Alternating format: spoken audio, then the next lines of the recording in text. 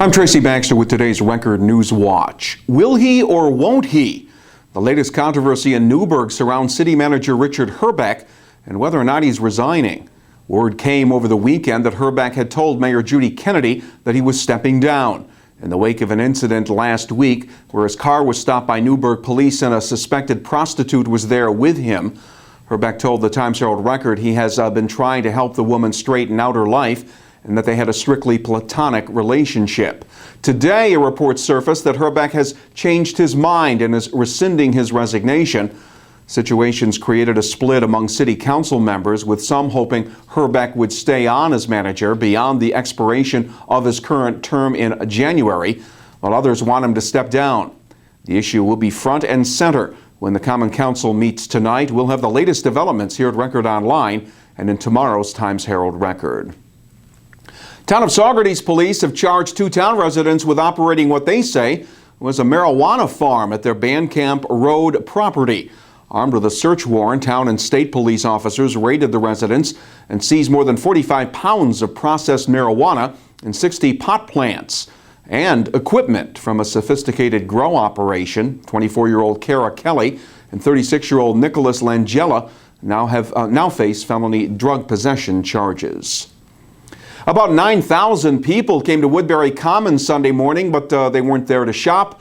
They were there to raise money and awareness during the 17th Annual American Cancer Society Making Strides Against Breast Cancer Walk. Besides raising money, the event pays tribute to the estimated 2.6 million breast cancer survivors here in the U.S. who got to celebrate another birthday this year. One of those survivors is Cheryl Amendola, who walked with members of her family. I was diagnosed in 2011 and I've strived. I'm stronger than ever, and the support in events like this is just huge.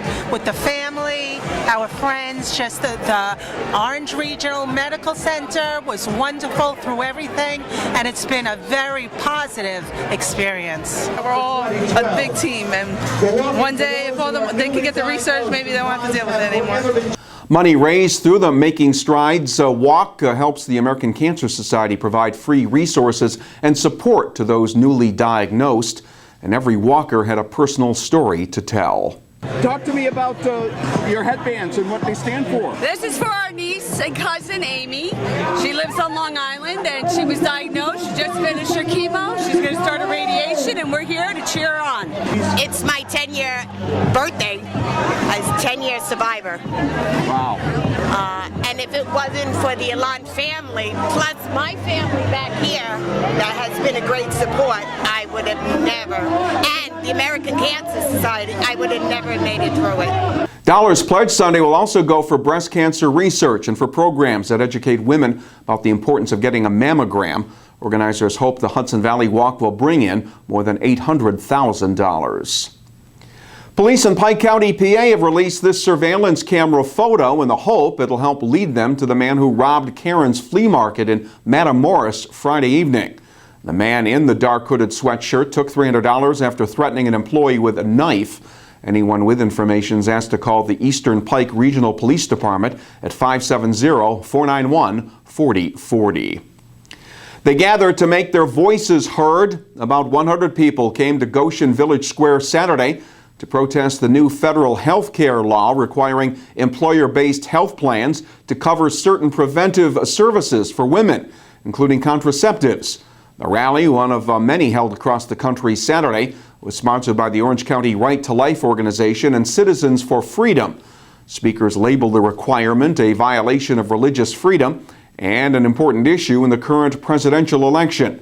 And they called on voters to defend their religious freedom in the voting booth on Election Day.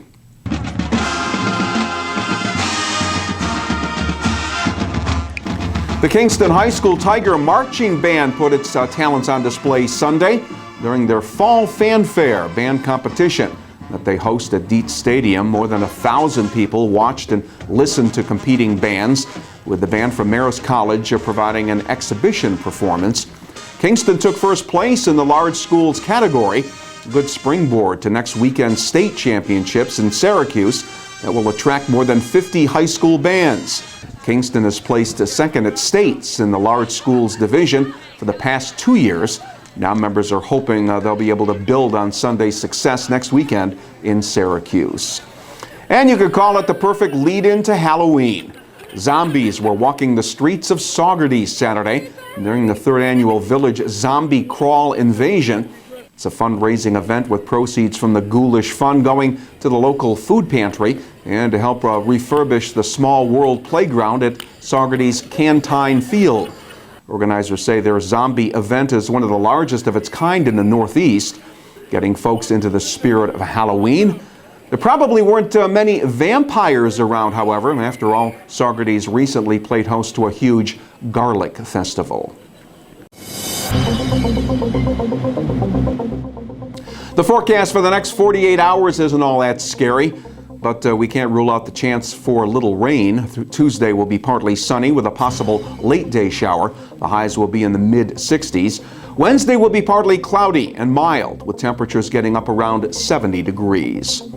When news breaks, you will find it here at Record Online and get all the information you need to start your day by reading the Times-Herald Record. For Record Newswatch, I'm Tracy Baxter.